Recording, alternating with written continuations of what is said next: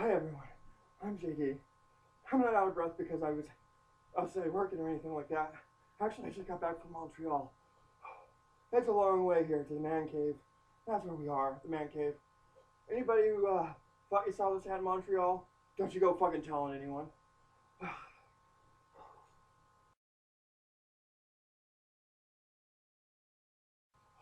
Wow, it's crazy in Montreal today, isn't it? The 26th protest in a row. Every year they do this with police brutality. Now, I gotta hand it to people in Montreal. You really know the stupidest thing possible to pick a protest over. Because what's the one thing that's gonna happen? You're gonna start having clashes with the police, and then people are gonna throw a rock, they're gonna throw a bottle, police are gonna respond with tear gas, and everybody's gonna have to run. And I gotta save your ass, Christy, because you sit there and start wailing on a cop. I'm telling you, people, man, it's nuts out there. And unlike last year where it started at the university, this year they ratcheted it up a little bit. They started at police headquarters. I mean, if that doesn't say screw you, I don't know what does. I don't know what does.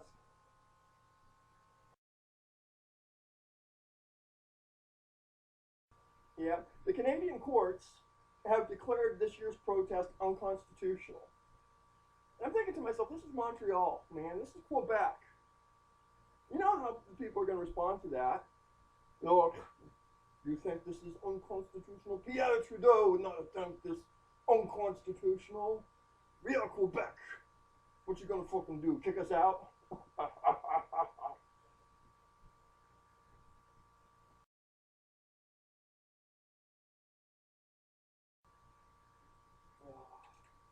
At least it's not Tunisia, because Tunisia, I mean, man, people are protesting there too. You know how they protest in Tunisia? They light themselves on fire. Mm-hmm.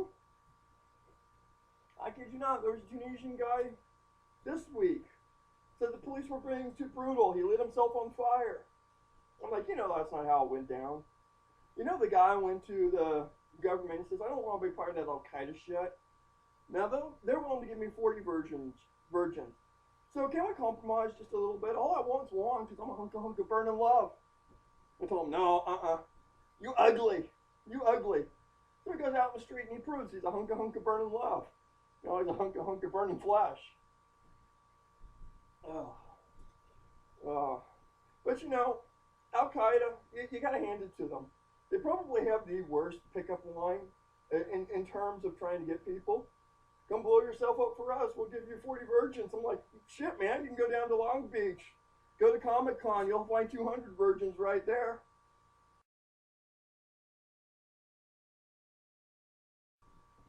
Australia had their case of police brutality this week. Like, you gotta hand it to the Australians, right? There's gonna be an issue that they're going to have police brutality over. Of all of the things, it's at a Mardi Gras parade. And in Australia, they do Mardi Gras over the top. I mean, New Orleans, yeah, you got the beads. You got the women throwing the boobies out there. New Orleans ain't got this over Australia. I have the world's largest gay pride parade. That's right, Mardi Gras, gay pride parade. Nothing says we're good Catholics like a bunch of gays parading down the street. I know, I'm going to get a lot of hate mail over that, but come on, folks. It's funny. It's funny. So they have a gay protester, you got the crap beat out of them. And this is the Western world, so somebody's got to have a cell phone. I mean, come on, cop. You got to take the guy aside and beat the crap out of him. Somebody's going to be following you with a freaking camera phone. Yeah, maybe I'm putting this up on YouTube. I'm going to be an instant success. So, they haven't quite figured out which cop it was. I mean, how hard is it to figure out some guy's face in the video? Must have been a crappy cell phone. What, the guy buy it from Korea? But the police minister comes out and answers questions to the news media. And you gotta love a guy with a name like this. His name's Stephen Blanks. Or as Gillian Gerard calls him, Prime Minister of Australia, Stephen Shootin' Blanks. Yeah. They asked the guy if the cop should be prosecuted for a hate crime. Should the cop beat up a gay protester? Should he be prosecuted for a hate crime? And Stephen Blanks had a great answer. I liked his answer. He said, "You think the cop should be prosecuted for beating up the gay guy like that? I've seen him beat up a labor protest or something worse."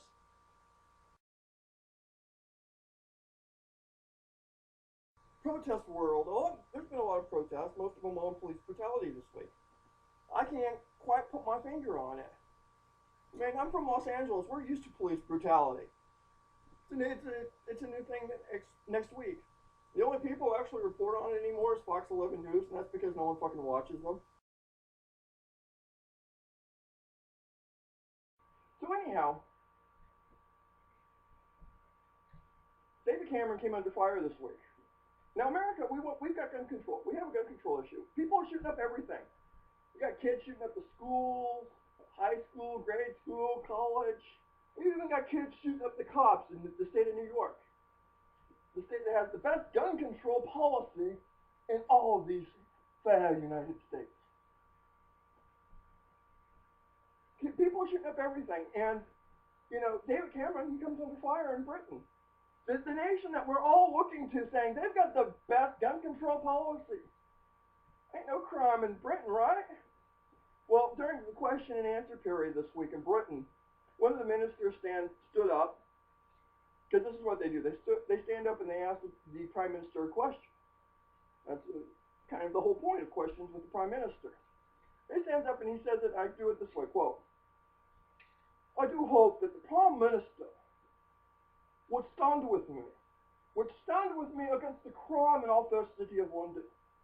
In my district, we had a stabbing just last night.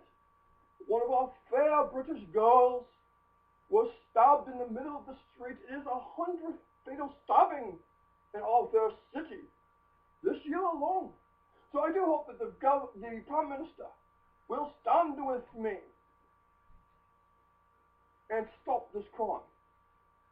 To which David Cameron stood up and he says, "Of course I would stand with my fellow minister here. No one likes crime.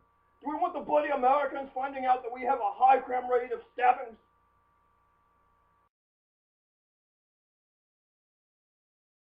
While we're on the subject of gun control, did you guys see the debate on gun control this week? It's a nasty debate. We got right nasty down there in Congress. You see this? Yeah, Senator Ted Cruz. He's the new guy on the block, right? He's from Texas, man. He wants you to remember the Alamo. His first speech on the floor of the Senate. Remember the Alamo. Man, there's the guy right there. You think that guy's going places. He's already being talked about as like one of the guys to be looking for the next Republican president. You know, 2016, it's around the corner, man. So he gets out there and he starts asking questions of Ms. Dianne Feinstein, Ms. Gun Control herself. She's putting the new assault weapons ban out there, right?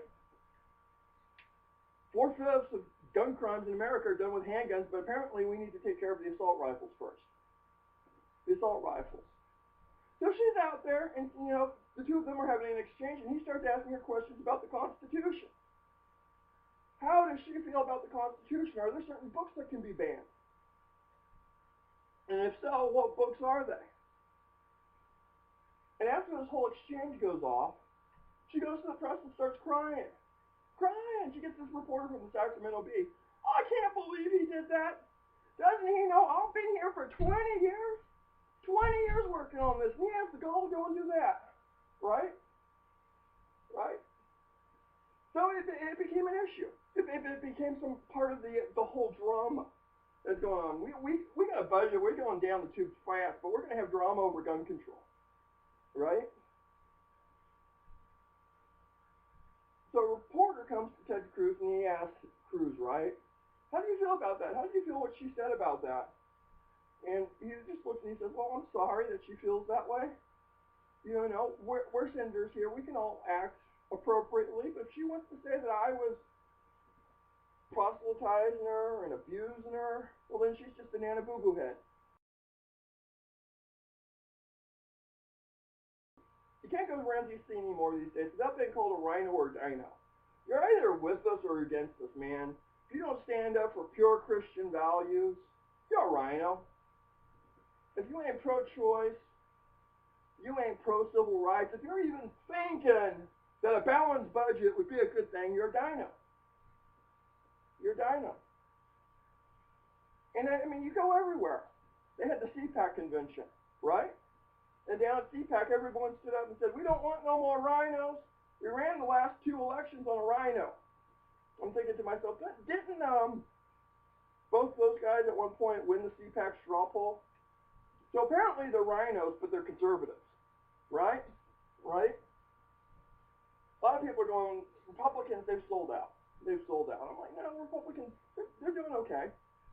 You know, they're doing what they're supposed to. They get elected to go down there and clash swords with the Democrats. So they're dining and whining with Barack Obama, right? Wouldn't you?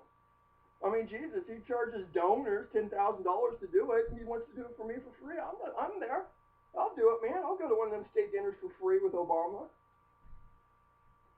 So you got the 2 people going down there. Now, neither of them would be accused of being a rhino at this point, but you know it's coming down the line, right? Especially the guy who's on the top of the list right now. And that's Rand, Stand With Me, Paul. Rand Paul goes down there, tries to fire people up. People are going, yeah, Rand Paul, I can vote for him. I hope he runs in 2016. I'm like, well, if he don't, his daddy sure is. Shit, his daddy's ran the last 20 elections. Then the guy's older than dirt, right? So he don't run, his daddy's going to run, so you can vote for one of the 2 of them. Rand, Stand With Me, Paul. Stand with Rand. So he's down there and he's bitching about the wars costing money and getting a balanced budget, and you know we gotta hold our ground. We gotta draw the line. People's gonna have to sacrifice everything. He's gonna cut. He's gonna cut it deep. We all gotta sacrifice.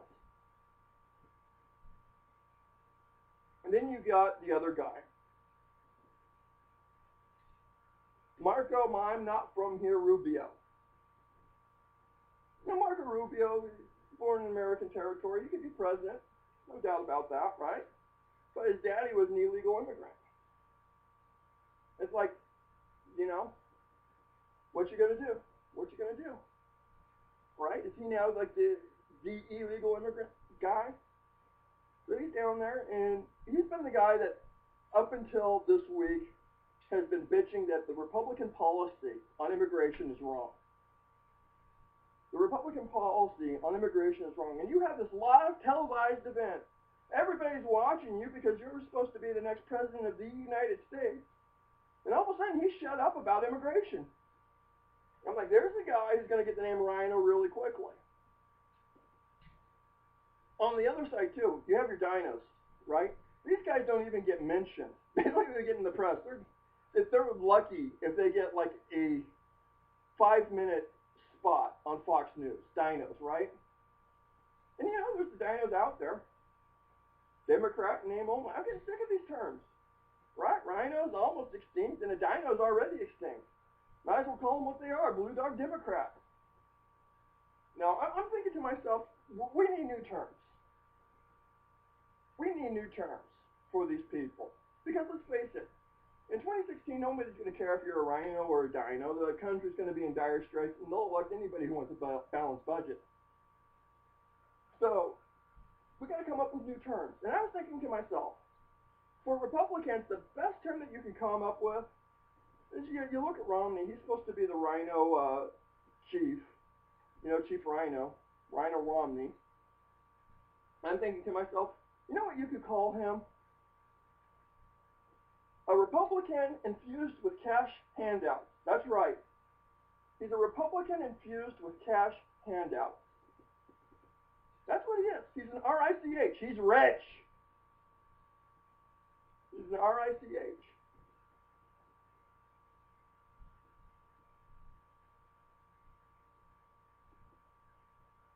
And then you say, well, what about the other side? Okay, you got rich Republicans. Good for you. What's on the other side? And the other side, just as cute. Just as cute. You got the Democrat who's your Klan emissary, right? These are the people that go out there and try to sell the middle of the road values. The guys we want to sacrifice, you know, your Joe Biden, your Kay Bailey Hutchinsons, Nancy Pelosi. No one's going to be accusing Nancy Pelosi anytime soon of being the Democrat who's your Klan emissary. That's right. Can you see someone going up to San Francisco, there in the middle of San Francisco, and saying, "Hey, Nancy Pelosi, you're our Klan emissary, man. You're a Democrat, our Klan emissary. You're a dyke."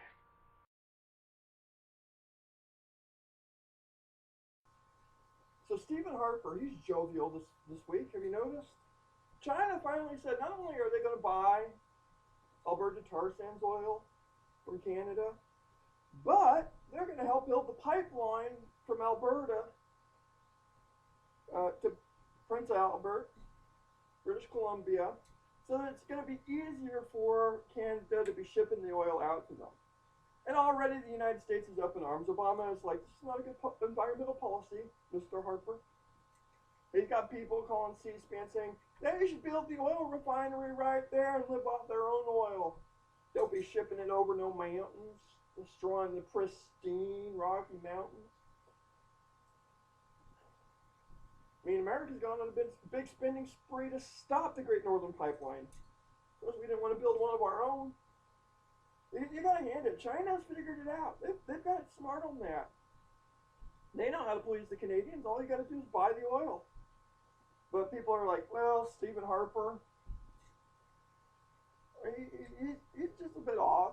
You know, America's down there. They got the money, but if they don't want to pay for it, he's gonna go to the Chinese. He's off, but he ain't crazy. Boy, did Stephen Harper prove everybody wrong this week, didn't he? He went out there to Regina, and he's at some conference. And he looks and he says, you know, with the Alberta tar sands bringing us in new revenue, now we can build Canada into the new Jerusalem that our forefathers wanted us to. I'm like, really? You're going to invoke New Jerusalem? If you were going to point to any place on the map that might be the worst place to fashion your government after, Jerusalem's probably it. What makes you think you're going to do it right?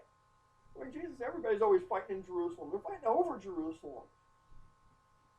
So he wants to turn Canada into the new Jerusalem. Now, we all know that this is a religious reference. This is a little, you know, he's of that conservative party, the religious right. They've made a lot of inroads in there, and they're electing people in the Midwest because they just can't stand those East Coast liberals.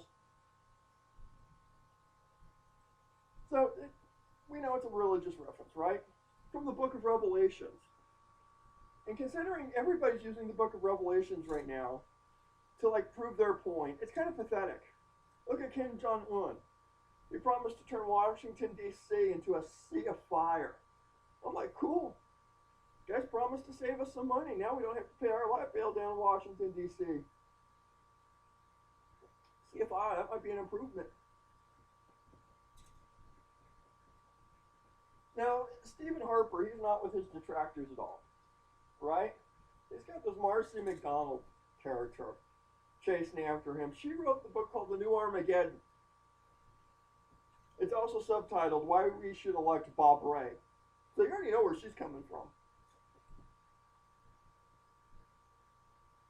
She says that Stephen Harper is kind of the incarnation of the Antichrist. I'm thinking to myself, you know something, bitch? Yeah, as much as we all would like to admit Stephen Harper's an evil guy, he ain't the Antichrist. We all know Kobe Bryant's the Antichrist.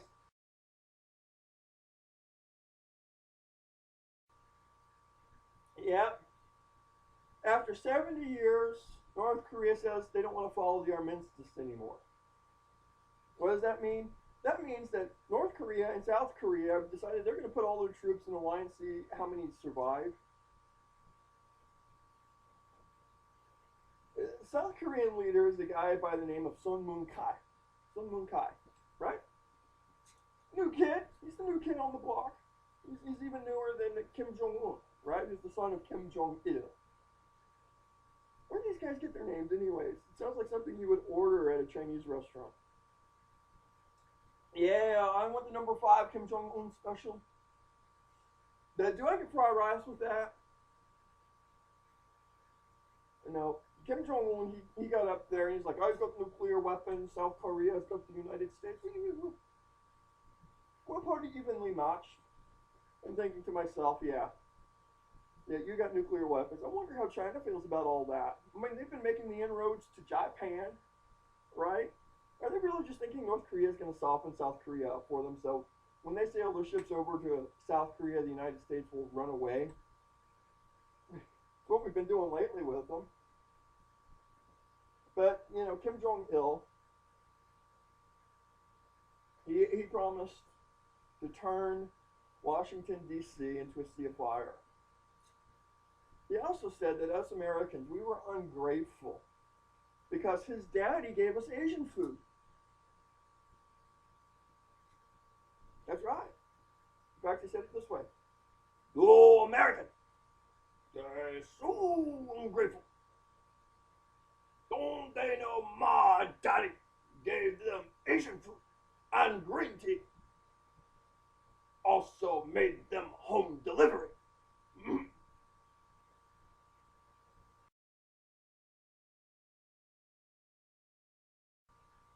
But no, at least our politics isn't like Malawi. Do you guys see this one? You got a guy that's been indicted in Malawi, as opposed to Mali, where the French have decided that they were going to go to war and win. Who knew the French could actually win a war? There's a question for you. And they're kind of high off their win too, right? They said, well, we won over here in Mali. Now we're going to help the rebels out in Syria. We're going to give them the arms. I'm like, no. See, you guys just know you couldn't win a fight with the rebels, so you're going to surrender to them so they actually think that you're doing good. But anyhow, Malawi, you have this Gandhi guy, right? Now you would think with a name like Gandhi, right? The guy would be at least a little bit diplomatic. But no, he's accused of treason. Their president died, and the guy tried to prevent the vice president from assuming power. Why? Because she was a woman. Guy didn't like women in power, apparently. The way he described it, though, he said, and I quote, I only did it because Joyce Banda wouldn't sleep with me. President Clinton slept with his aides. Why not Joyce Banda? I'm like, well, maybe because she's Banda in bed.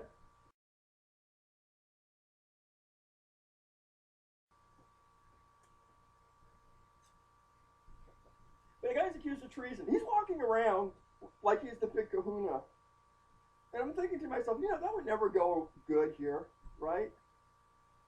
That wouldn't go at all. If somebody was accused of treason in the United States, they wouldn't be walking around doing interviews with the press or anything like that. We'd have that guy up in some Gitmo facility. We'd be beating the crap out of him, beating like a confession out of him.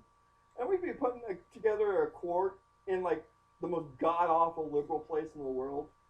Just so if the guy got off, we could complain that it was the people, not the government's fault.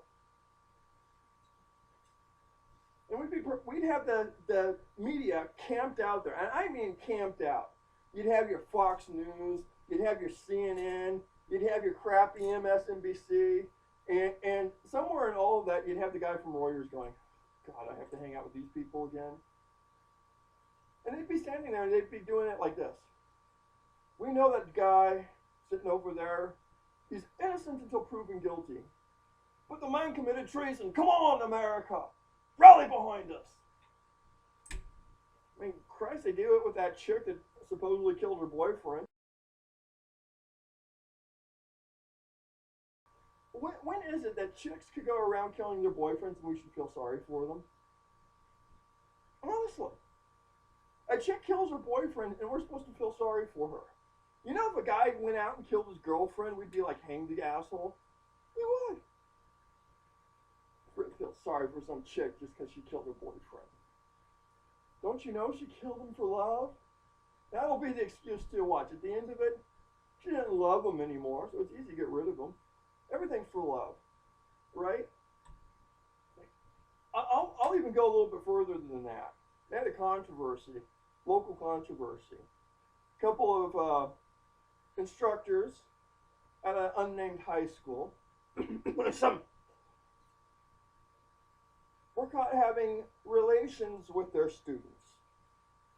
Both of them were guys, by the way. And while the district attorney is looking into whether there will be charges or not, I'm like, you're looking into it? There's a nice way of saying, yeah, we're going to charge them, but we're going to wait for it to be out of the news. Well, he's looking into charges. Everybody's like, hang these guys. They've already been fired. They've been fired. They're not going to be able to teach anywhere again. And they're like, hang the guys. I'm like, could you imagine if it was a smoking hot chick? They got caught having sexual relations with a student. Everybody would feel sorry for her. She was doing it for love. She loved the guy. I'm like, I'm just waiting for that to happen too, because in Maine, you know it's going to happen. And we're such a liberal state. Not only is this chick going to get off royally, but she's going to get her own day. She was the poor, abused teacher that just wanted love from her students. You know it's going to happen. You Mainers know it's going to happen. You have Mr. Wilson. He was the first person executed in Indonesia in 4 years for a non-murder offense. The guy didn't kill anybody. But his crime was severe enough to be put in front of a firing squad and executed. You guys are like, well, what did he do that was so bad? He was running drugs. That's right, he was running heroin into the country. Mr. Wilson was running heroin. And I noticed that nobody went and got the Mitchells for a comment, right? Because you know Dennis would have been in there and he would have been like, I used to go over to Mr. Wilson's house all the time. He was a nice guy. I'd be like, hey, Mr. Wilson. He'd be like, Dennis. But ever since I knocked over his boss and all that white powder fell out, I haven't seen hide nor hair of him. I hope he's doing okay. Where are the Mitchells anyways? Was like Mr. Mitchell running all of the drugs there? Is that why we haven't heard hide nor hair of them? Yeah.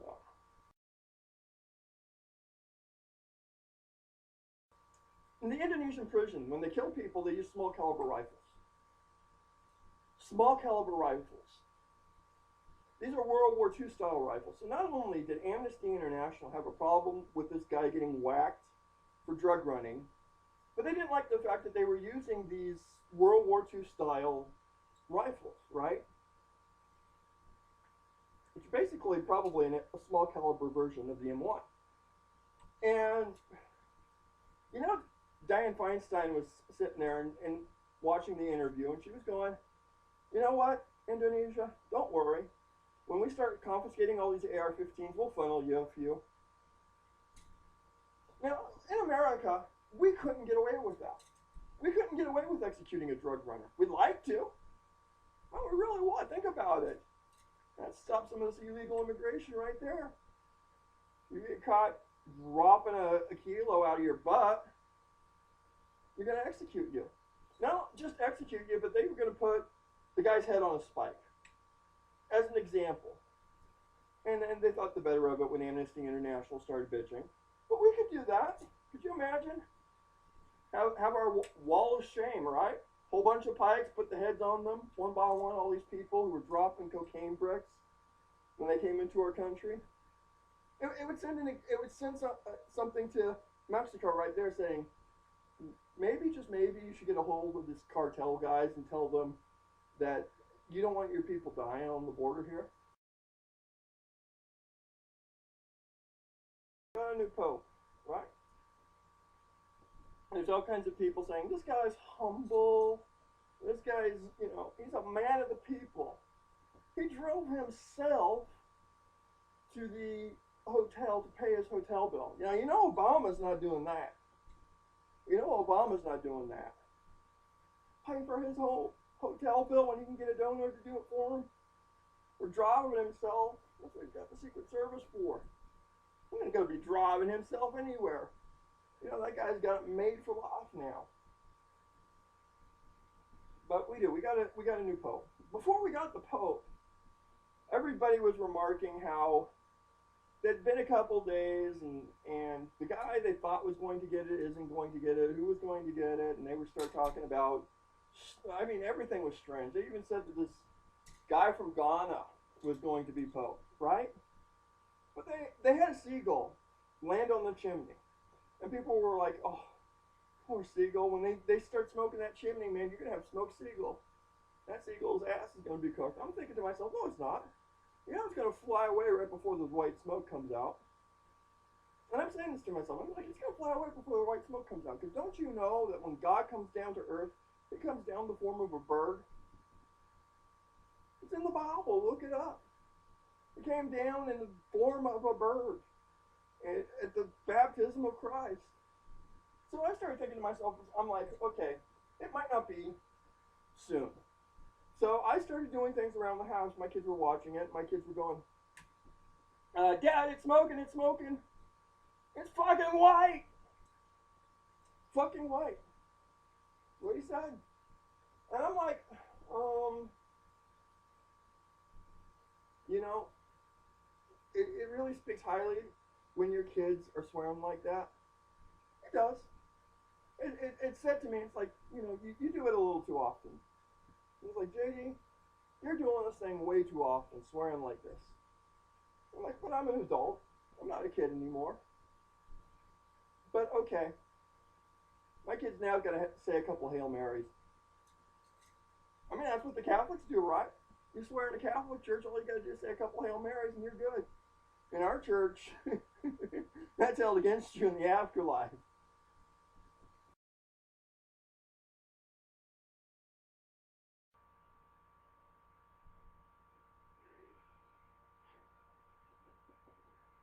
Yeah, but it's not all bad. It's not all bad. Australia, they're going after the Pope. They're going after what they call institutional sex abuse of children. They have a whole high commission. It's such a bad thing in Australia, they had to appoint a high commission for the institutional sex abuse of children. And the bitch that's behind this,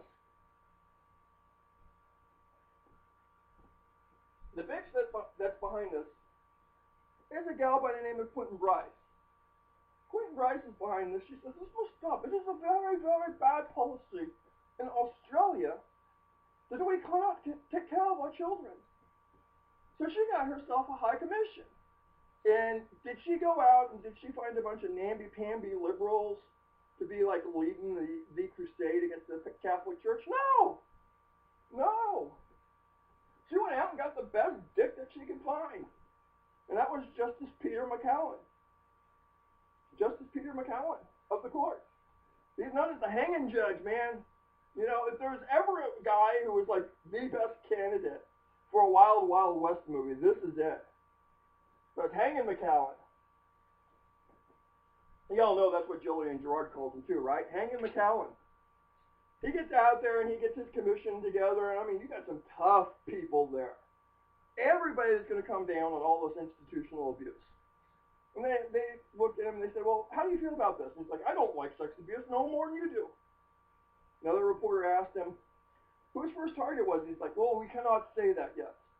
They asked him how he liked the new pope. He says, well, you know what? We're going to make sure that we nail them priests to the wall for all their sex abuse. I'm like, yeah, you couldn't tell us who your first target is.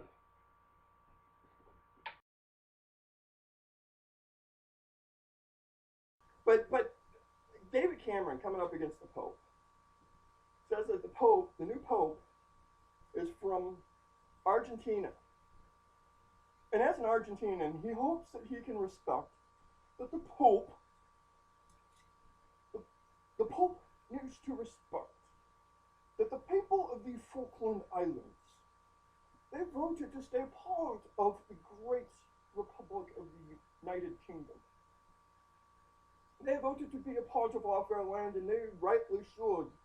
We pumped enough money into their election. So I do hope that the Pope doesn't use his papal office to try to inflict world policy upon the Falkland Islands. Like, really? Really? Of all of the things you're going to pick a fight with the Pope for, you're going to go after the Falklands? I thought that debate was settled years ago. You know, didn't they have a thing called the Falkland War over that?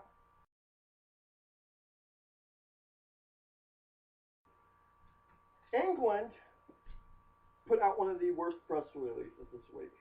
Basically, they found a pit of black death. That was the headline. Pit of black death found. Now, for any of you who didn't know, the Black Death did hit London at one point. It wasn't that big. But there's apparently all these unmarked graves from the era. So they apparently dug up one of these unmarked graves, and they wanted to make sure that the people didn't immediately assume that they were all going to die. And they said, and I quote, "We're going to have the study. We need to make sure if these people died in the Black Death, or if this was some criminal event that happened in our fair city." And I'm thinking to myself, what? When was the last time Whitey Bulger was in fucking London?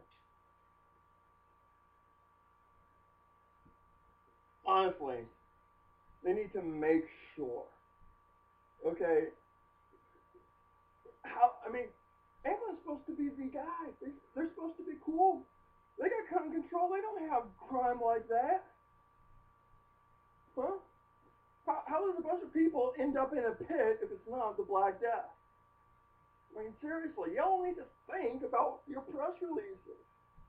Read between the lines, that's what I'm saying. And people are talking about how they can't find the Loch Ness Monster in Loch Ness. I'm like, you know what? They may not be able to find it because it's not there. They certainly found a new species of fly.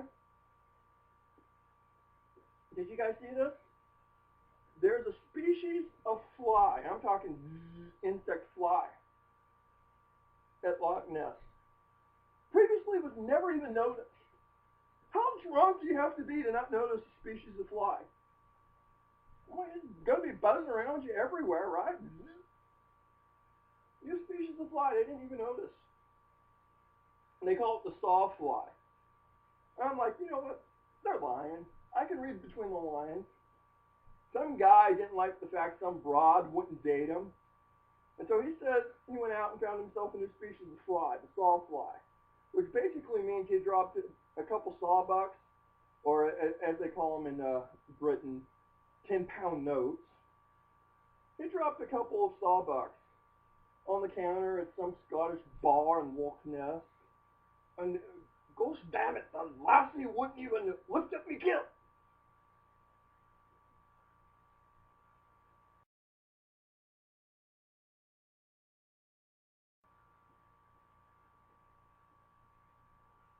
And it's not just Loch Ness where this is going on. Down in Australia, they found a biological organism that can live in kerosene.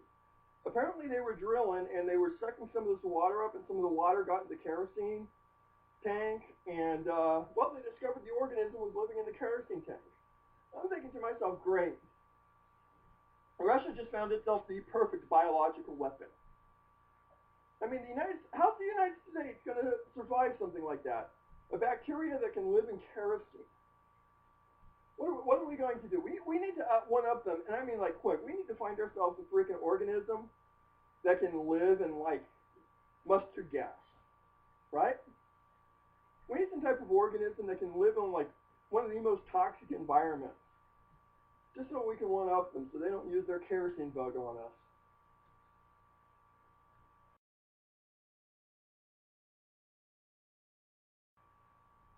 France and Russia's going at it.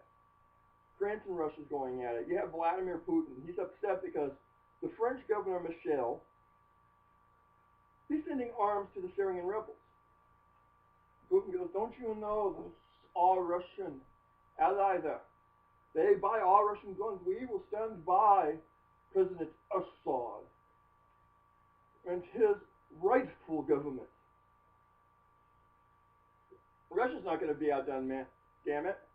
You got the guy who can't keep a shirt on running Russia. I'm serious. Vladimir Putin, have you ever seen a picture with this guy and he had his shirt on? He goes down to Donetsk, Russia, right? We didn't even know where Donetsk was, but apparently he was there to help poor youth by donating hockey equipment. And as soon as the cameras were rolling, he ran out in the middle of the ice rink, tore off his shirt, and he goes, "It's shorts and skins, and the skins will lose." Same thing when he's like touring the Navy, right? Now he complained it was just a balmy spring day up there in St. Petersburg. But he went to a Navy ship and they supposedly got a fair amount of female sailors. You know, as soon as the cameras were rolling, that shirt came off, man. He wasn't going to be caught having his shirt on. And he was just walking in front of the female sailors, and one of them commented to one of the press people, she goes, "You know, he's very good looking. I'd like to have a man like that." I'm thinking to myself, you know, Putin, okay, we know he works out. We know he's kind of like the geek, right? He's that guy who's in the gym and he's pumping 100-pound weights. And in school, he was the math whiz. He was. He was the math whiz in school. He was the guy you expected to be on the physics team, right? With the glasses and the buck teeth and bathing. Now he's the hot guy. He sat in the gym a little while. He worked himself out a little bit. He's hot to all the Russian women. Not because, you know, he's good looks. Because let's face it, women don't go for that in Russia. Because he's got money. Let's face it, it's true. I mean, you can buy a Russian wife right off the internet. You think these women are going for his looks? They're in it for his money, man. If he was a sultan, if he was Sultan Putin, that sounds like a Canadian dish right there, right? Sultan Putin. If he was Sultan Putin, like, he'd have like about 50 wives. You know he would. He would. Come on. This is my call to like Vladimir Putin right now. In a Muslim country, you can have 2, 3, 4 wives. No problem, guy. Convert Russia to Islam and you'll be all set. Not only would you be all set, but you'd have at least a half-legitimate excuse to be crushing down all that resistance against you. So Putin, he's helping the Syrian rebels. So Putin, anyhow, he's helping the Assad government. He's giving them arms. Assad's about in his last stand. People are going, his days are numbered. I'm like, no, they're not. No, they're not. You know why I know that Assad's going to be around for a lot longer? Because Steven Seagal has been contracted by Vladimir Putin. That's right. Steven Seagal is going to go down there. He's going to find those Al-Qaeda guys that are up against Assad, and he's going to kick their fucking ass. Did you see this? Putin, in a rare display, well, they weren't showing his shirt. They made sure to get a side shot of him so you couldn't see that he had no shirt underneath his jacket. But at least he had his jacket on. And Steven Seagal standing right next to the guy. Now, you know, Seagal just did this posse thing with people down in Arizona. He's good. His contract's up and over with those people, training those people. So you know Putin's over there. He's like, oh, I got this problem down in Syria. Those Al-Qaeda guys, they've gotten embedded deep, and they're really hurting my guy down there. I remember in the 90s, you could go into any place, and you could kick the crap out of anybody. You go down there and solve this problem for me. And Steven Seagal, he's a nice, soft-spoken guy, so he was like, let me see if I can clear my schedule.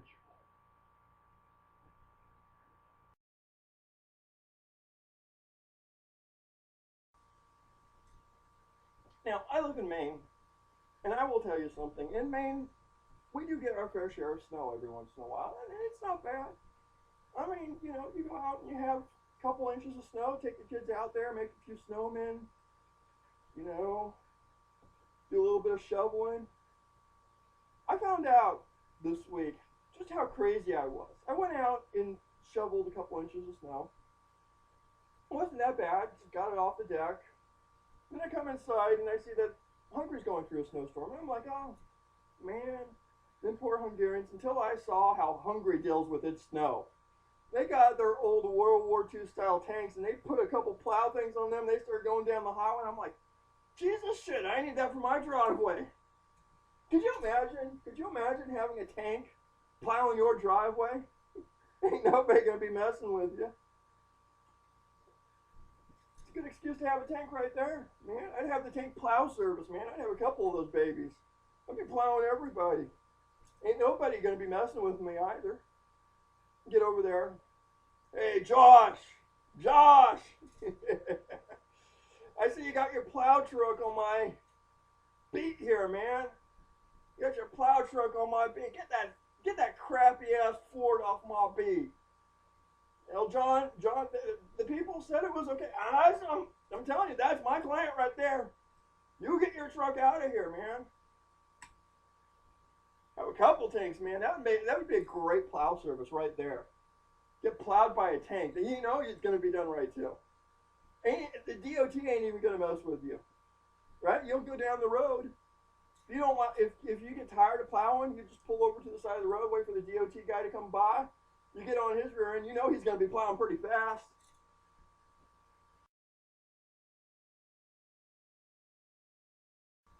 I'm going to end on this. I am thankful of having a senator like Senator Angus King. Not because he's done anything down in the Senate yet for me. I'll be honest. I have my doubts that the guy's going to be on the right end of the issues all the time. But, you know, the guy kicks me an email and he says, you know, you have an idea there, JD. I'm going to start doing this week in the Senate. I'm like, you know, cool. I started a tradition, man. Started a tradition. My senator is going to be telling everybody everything that's funny that's happened down in the Senate. And I'm like, shit, you know what? The guy's got more Twitter followers than me. He's got more Facebook followers than me. I'm sure he's got more news people following him than me. He's stealing my thunder, man. I'm going to have to start competing with Senator Angus King. I'm going to have to start making things a hell of a lot more funny. Because he's got some flash. King's got some flash. If you guys weren't here when he was governor, that was great times. You wouldn't. I mean, King would make a great president only in this regard. Just like the Pope drives himself to his hotel room, King would be driving himself to the White House. He would. He would. And he wouldn't be doing it in some government Humvee. You wouldn't catch King dead in a government Humvee. He's going to be doing it on a Harley. That guy would be on his Harley. He'd be riding down the road like Secret Service would have a hell of a time catching up to that guy, man. He did that when he was governor. He would ride his Harley everywhere. He was a cool governor, man. You can't have a governor like our governor now wouldn't be caught dead on a Harley. He wouldn't. Man, Paul Page, I like Paul. I mean, Paul's a great guy. Just don't get in front of a sandwich. When that guy's eating a sandwich, you stay clear away from him, man. Don't get between a governor and his sandwich. But he wouldn't be riding a Harley anywhere, right? Best you're going to get Paul LePage in is one of those nice BMWs with the plushy seats. I mean, he's got it good. We all met our governor. He got it good. Especially since he's taking all the money from the schools. Now, Angus King, he was for a computer. Every kid should have a computer. Now, Paul LePage says, well, you know what? Computers are expensive. Let's do iPads. I'm thinking to myself, a kid in school with an iPad. Yeah, can you just see this going wrong? Like, come on! At least with a laptop, you know those damn things are so slow, the kids ain't viewing no porn. But an iPad? Yeah, asking for trouble there. You're just asking for trouble. I mean, those kids will be getting in a lot of trouble with those things. And you have no control over what they view on the internet. You don't. Could be pulling up Das Kapital and all of a sudden he's thinking communism is a good thing. God forbid a kid read Mein Kampf on the internet. It's out there. It's out there. Getting himself some ideas right there, man. He's got to put a kibosh on that. China. I had a few hacking attacks come out of China, right? And we traced it back to a Chinese warehouse that used to be owned by the military, but a couple of years ago they abandoned it. There's nothing there now. It had to be some squatter, right? They didn't know what was housed there before. Guess China has a rash of like empty warehouses that the military owns for no apparent reason. It's not like the U.S. would ever do that. But apparently they had a squatter there. Because in China, they have the Great Firewall. And no person in the Chinese military would be allowed to hack a Western computer. Because if a person in China hacked a Western computer, they might figure out that democracy is a good thing. They'd start dissenting. Oh, dissenting in China, that is bad. That's a killable offense right there. They'd have to take that person out to Zhejiang province and shoot them and train a new person. There ain't no person from the Chinese military going to be hacking the United States computer. And China's computer minister comes out and he chastised the United States for even suggesting that it was a military person. No, it was just some squatter who was pro-democracy that was hacking past their firewall. I'm thinking to myself, you know, there's propaganda that you can believe. Like America puts out this crappy propaganda that nobody believes.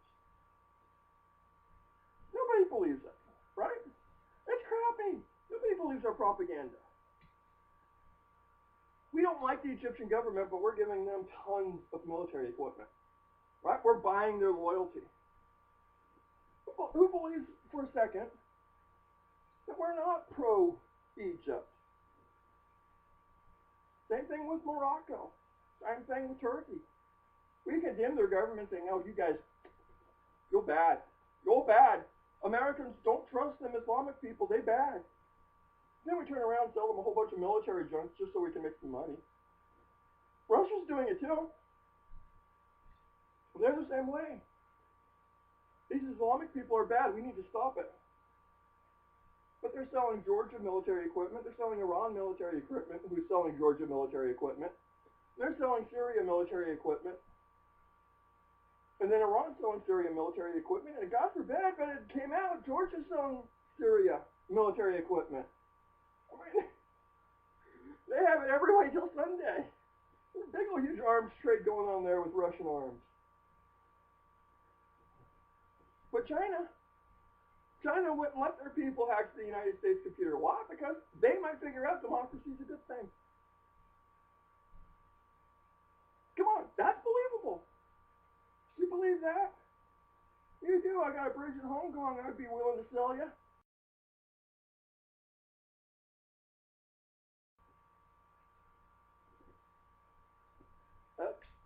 That's the news for this week, folks. I mean, you don't get better than that. There's one last news story. I gotta tell you this, guys. Just to leave things on a positive note. There was a golfer in Florida who topped every other golf event I can think of. This guy topped them all. He's a golfer. He got the golf ball in the hole. And you say, well, what's big about golfer like that? Not only did he get the golf ball in the hole, he put his whole body in the hole too. Yeah, here's a hole in one. Took them 4 hours to rescue the guy out of the hole. I'm thinking to myself, you know, as a golfer, how can Tiger Woods top that? Like Tiger Woods, yeah, he can get the ball in the hole. He can get a hole in one over in St. Andrews on a par 3. But he can't get his whole ass in the hole.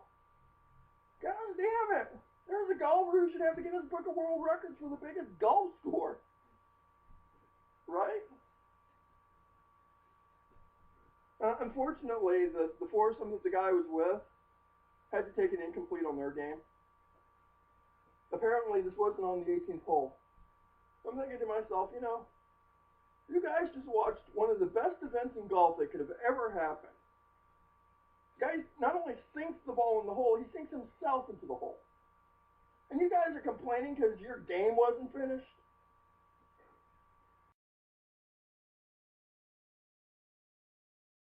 So, ladies and gents, I promised you good shit this week, and I delivered, man. I'm going to have to find some way to top it next week. If I'm here next week.